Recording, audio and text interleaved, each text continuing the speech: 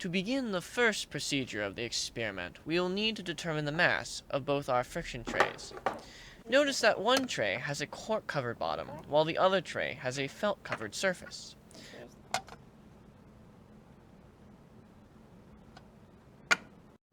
We'll set up the GLX this time to include curve smoothing, and then navigate to the graph screen, where we'll be reading our data for this experiment. Placing the felt-covered tray on the dynamic track, we'll add 400 grams to the tray in the form of slotted masses.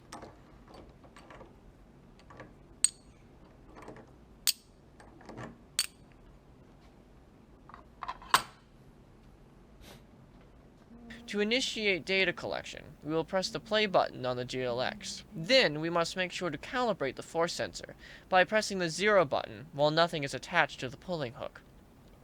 With the sensor properly zeroed, we will hook it to the tray and then slowly pull the tray at a constant speed. It is imperative, for the sake of our calculations and data collection, that the tray does not experience an acceleration, so while the tray may be pulled at any speed, this velocity must be constant. If a constant speed is maintained, a relatively horizontal line should plot on the GLX screen. Using the arrow keys, the cursor on the GLX may be moved back over the plot of force versus time, and an approximate average for the force determined by the sensor may be found. We will then repeat this procedure with the same tray, but we will pull the tray in the opposite direction. After which, we will swap the felt-covered tray for the cork-bottom tray, and take 2 measurements with a tray in each direction as well.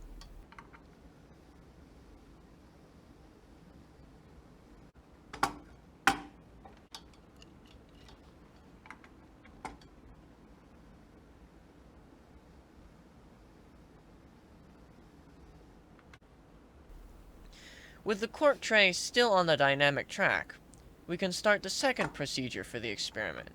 We will add some additional amount of mass to the tray. Then determine the amount of force it takes to pull the tray along the track, repeating this process for 5 additional amounts of added mass.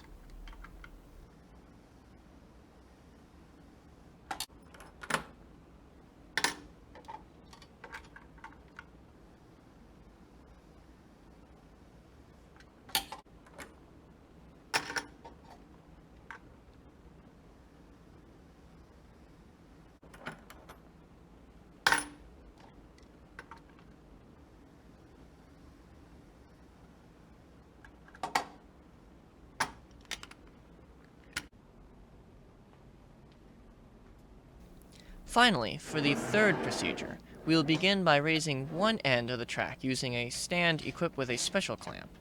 Then we will place the felt-covered tray on the dynamic track, once more adding the original 400 grams of mass to the container.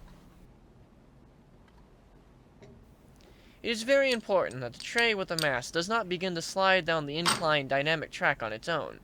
If the tray is able to slide at all without help, the data and calculations will not work out correctly. So, we will lower the track until the tray does not appear to slide, and then a small amount more just to ensure that there will not be any issues with our data. With the track in place, we will then measure the force required to pull the tray up the inclined track, as well as the force required to pull the tray down the track. Again, make sure to zero your force sensor before collecting data, and be careful to pull the tray at a constant speed.